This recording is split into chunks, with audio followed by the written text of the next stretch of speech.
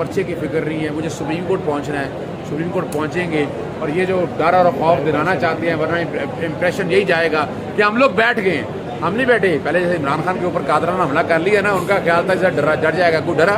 اب وکلا کے اوپر بھی اس وقت ڈائریکٹ اٹیک جو ہے نا، اور آپ سب نے دیکھ لیا کہ 4 دہشت گرد تھے، باقاعدہ موٹر سائیکلوں پہ آئے، پیٹرول بم انہوں نے باقاعدہ پلاننگ کے ساتھ، ایک نے پیچھے ایک نے آگے پھینکا، پھر انہی میں سے ایک نے 3 فائر کیے. ایمٹی بلٹس برآمد ہو چکے ہیں. فورینسک سے چیزیں ساری، اب اللہ کرے کہ یہ فورینسک والے ڈاٹا سارا لے آئیں اور قوم کے سامنے آ جائے. پلان یہی تھا کہ ہم لوگ اس پیروی میں نہ آئیں اس کیس کے لیے، لیکن ہم پہنچے ہیں اور ٹائم نہیں پہنچے. What do you think? Who is behind this incident? دیکھیں یہ موجودہ حکومت کا ہی کام ہے، موجودہ حکومت کا کام ہے، اور پرچہ تیار میں کر رہا ہوں، اور انشاءاللہ ان موجودہ حکومت کے وزیر اعظم یا وزراء جن کے خلاف میں بیٹھ کر ساری ڈیلیبریشن اور ڈیٹا سارا جو اکٹھا کیا ہے اس کو سامنے رکھتے ہیں انشاءاللہ درخواست موو کی جائے. سر وزیر اعظم آپ پہ کیوں حملہ کریں؟ میرے اوپر کا ایشو نہیں ہے، اس وقت وکلا برادری کے اوپر ہے. عمران خان کے اوپر ایک نشانہ بنانا ہے، بتانا ہے کہ سب سے وائبرنٹ آواز آزاد صدیق ہے، اس آواز کو چپ کرا دو. اس کو چپ کراؤ گے تو سارے چپ کر جائیں گے، لیکن انہیں پتہ نہیں ہے اس طرح کی چیزوں سے آواز بڑھ رہی ہے. آپ میری آواز میں گرج نہیں سن رہے، میری آواز میں گرج زیادہ ہے. روزہ رکھا ہوا ہے وہ علیحدہ بات ہے، تگڑے ہو گیا ہے. بالکل آپ بے فکر رہیے گا، تیار ہو گئے ہیں، اور ہم نے لنگوٹ کس لی ہیں. یہ بھول ہے ان کی. میرے فیملی والے سارے معاملے میں کوئی ذہنی طور پر کوئی کوفت نہیں ہے، کوئی ڈسٹربنس نہیں ہے. ہمیں پتہ تھا کہ یہ ہونا ہے، اور ابھی بھی باز نہیں آئیں گے. یہ چیتاونی ہے ان کے لیے. بھائی میری بات سنیے گا، بات سیدھی سی ہے. قوم عمران خان کے پیچھے کھڑی ہے، اور اظہر صدیق بھی کھڑا ہے. اظہر صدیق ایک بات بڑی صاف کہتا ہے، جو رات ایک قبر میں ہے وہ باہر، اور جو باہر ہے وہ قبر میں نہیں. تو اس لیے ذہن میں رکھیے گا، ہم لوگ پیچھے نہیں ہٹیں. I was watching that particular clip. اس میں بڑا الارمنگ یہ ہے کہ وہ گولیاں بھی برسائی گئی ہیں اور وہ آپ ان کے باقاعدہ نشانات دکھا رہے ہیں. تو یہ کس ٹائم میں ہوا ہے؟ یہ بیسیکلی جو کہ میں نے آج آنا تھا اور صبح جلدی نکلنا تھا، اور تقریباً 1:30 بجے کا واقعہ ہے. سی سی ٹی وی فوٹیج جب پولیس آئی ہے اور ویڈیو کو جب گریب کیا ہے، اور پہلے تو شاید تھا کہ ساتھ والے پلاٹ سے آئیں گے، لیکن دیدہ دلیری دیکھیں، نقاب نہ لگاتے تو زیادہ اچھا تھا. لیکن ان کی تصویریں بہت قریب سے کوشش کر کے آپ ٹرائی کریں گے، اس کے اسکیچ وغیرہ بنوائیں گے، شکلیں تو نظر آ جائیں گی کہ کون لوگ ہیں، کس طرح ہیں. لیکن 4 لوگ تو بڑی وضاحت کے ساتھ یہ موجود تھے. جس طرح انہوں نے پیٹرول بم پھینکا وہ بھی آپ لوگوں کے ساتھ. علی صاحب آپ نے آج دیکھا کہ سپریم کورٹ میں مختلف بینچز میں پاکستان بار کونسل کی اسٹرائک کو فالو نہیں کیا گیا. What are the reasons behind that? دیکھیں اس کی ایک بنیادی وجہ ہے کہ جس طرح سپریم کورٹ بار ایسوسی ایشن حسن مون صاحب کے دور میں ایک پارٹی کا ایجنڈا لے کر چل رہی تھی، اس وقت بھی وہ سپریم کورٹ بار کی پاکستان بار کونسل میں چند ہمارے دوست ہیں انہوں نے وہ ایجنڈا لے لیا ہے. جب وہ ایجنڈا لے لیا ہے تو اس ایجنڈے کا مطلب کیا ہے، اور اس لیے وکلا نے اس کو ریجیکٹ کیا ہے. اور پورے پاکستان میں، کراچی میں کا دکا ہم نے سنا ہے کہ ایسے واقع ہوئی ہیں، لیکن پورے پاکستان میں وکلا نے باقاعدہ عدالتیں اٹینڈ کی ہے، ہر ہیئرنگ میں پیش ہوئے ہیں، اور وہ پیش کریں گے. اور ہم نے اس جو کال تھی اسٹرائک کی، اس کو ریجیکٹ کیا. 8 رکنی بینچ کے آگے کیا دلائل دینے جا رہے ہیں؟ آپ کی اپنی درخواست ہے، لیکن امتیاز صدیقی صاحب نے آج پہلے دیکھیں ہم نے آپس میں فیصلہ کر لیا تھا کہ آج کے دلائل کی ابتدا جو ہے امتیاز صدیقی صاحب کریں گے، اور وہی دلائل ہیں جو پچھلے آپ 10 دن سے میرے سے سنتے آئے ہیں. 6 دلائل ہیں ہمارے بنیادی طور پر. وہ 6 گنوا دیں ہمیں. نمبر 1 ہے جی آرٹیکل 191. یہ رولز و پروسیجر کی بات کرتا ہے، یہ سپریم کورٹ بنا سکتا ہے اور کوئی بنا نہیں سکتا. دوسرا ہے کہ یہ ایکٹ جو بنایا گیا ہے یہ عدلیہ کی آزادی میں مداخلت ہے 175 کو سامنے رکھتے ہوئے.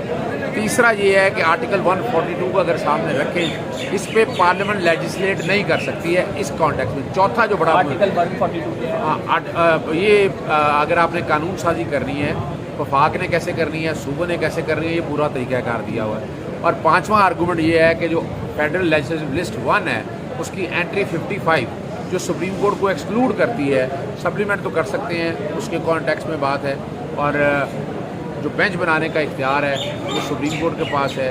PLD 2002 سپریم کورٹ 306 میں یہ طے ہو چکا ہے بات.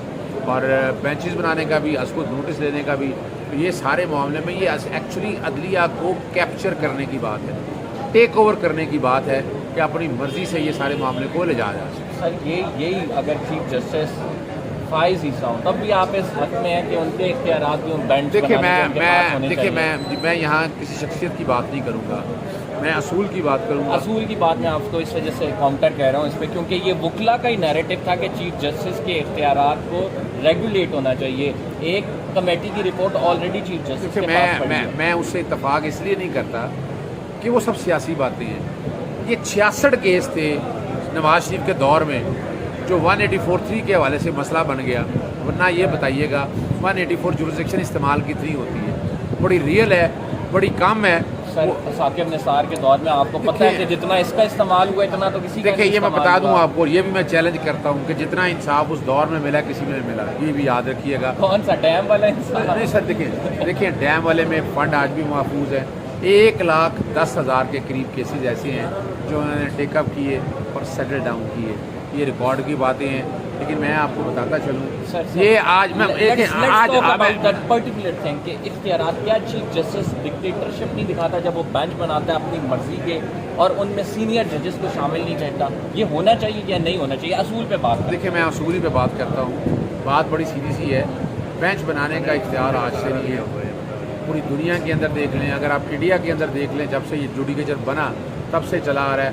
हाई कोर्ट के देख लीजिएगा, आप तमाम हाई कोर्टों के इख्तियार देख लें, हाई कोर्ट के इख्तियार आज भी देखें। वो चीफ जस्टिस बेंच बनाता है कि सुप्रीम कोर्ट में क्यों ख्याल आ गया कि बेंच बनाने का, वहाँ भी तो चीफ जस्टिस बनाता है, इख्तियार उसी के पास है, बेंच वही बनाता है। सर मैं आपकी बात बिल्कुल समझ रहा हूँ कि ये चार्ज एटमॉस्फेयर में मेलाफाइड है कि ये कानून साजी की जा रही है, लेकिन अगर ये एटमॉस्फेयर ना हो और पार्लियामेंट कोई आइन और कानून इस तरह का बनाए, आइन में तरमीम करे या कानून बनाए कि चीफ जस्टिस की पावर्स को 3 सीनियर मोस्ट जजेस रेगुलेट करें, इसमें क्या कबाहत है? मैं इससे इत्तफाक नहीं करता, लेकिन तो फिर वही बात है। आपने देखिए, आप वज़ीर आज़म यूँ कर लेते हैं, चलें छोड़ें, आप वज़ीर आज़म खड़ा कर लेते हैं, 3 सीनियर वज़ीर खड़े कर लेते हैं कि जनाब वज़ीर आज़म के इख्तियार इसी तरह इस्तेमाल हो गए, 3 वज़ीर भी साथ होंगे, कि पार्लियामेंट कबूल करने के लिए तैयार है। ये कभी नहीं होता, हमेशा याद रखिए, सिपह सलार एक ही होता है, हेड एक ही होता है, वो किसी जगह भी है, प्रिंसिपल स्कूल का एक ही होता है। ये कहा जाए कि जनाब 3 डिप्टी हेडमास्टर भी मिलकर साथ करेंगे तो ये स्कूल नहीं चल सकता। लेकिन वो पार्लियामेंट अथॉरिटेटिव इदारा है और अथॉरिटेटिव इदारा है वो, और यहाँ पे जो है ना जुडिशल एक इदारा है जहाँ पे इंसाफ करना है। मैं फिर बताता चलूँ इंसाफ करना है जजों ने रोस्टर पे बैठ कर। ये इंतज़ामी इख्तियारात हैं, बेंच कैसे बनना है, किस तरह बनना है, इसी तरह अगर इंतज़ामी इख्तियारात से इंसाफ मुतासर हो रहा हो तो क्या? देखिए मैं फिर बताता हूँ, उनकी आर्ग्यूमेंट ये है कि आप लोग जो बेंच बनाते हैं वो एक जजमेंट मैं इसीलिए पूछ रहा हूँ, आज बैठ जाते हैं इन्हीं के साथ उन्हें कि आ जाएं एक डिबेट कर लें, बता दें कितने केसेस ऐसे हैं। यानी हम जो रोज़ाना जो लाखों केसेस डिसाइड किए हैं उनमें से कितने हैं, इवन एक भी केस ऐसा हुआ जिससे मुल्क की तकदीर का फैसला होता वो भी गलत हो? तो मैं वही कहता हूँ कि कौन सा ऐसा केस है जिससे मुल्क की तकदीर का फैसला होना है। इस वक्त मसला है कि वो नाअहल हुए, डिस्क्वालीफाई हुए, पार्टी सदारत से गए, ये वाले जो केस है। You know that current crisis अगर इसी तरह क्योस चलता रहा ये किस तरफ लीड करेगा आपको पता है? देखिए ये जो क्योस और ये सारा बनाया हुआ है, ये सारा बनाया हुआ आपकी पार्लियामान का है। पार्लियामान में अपनी ज़ाती सोचें हैं, NRO ले लो, नैब ख़त्म कर दो, ECL में से नाम निकाल दो, लूट मार वो लगाई हुई उन लोगों ने। बजट आप देखें 100 अरब के करीब आपने रोटी मुफ्त बांटने में झोंक दिया, लोगों को लाइनों में लगा दिया।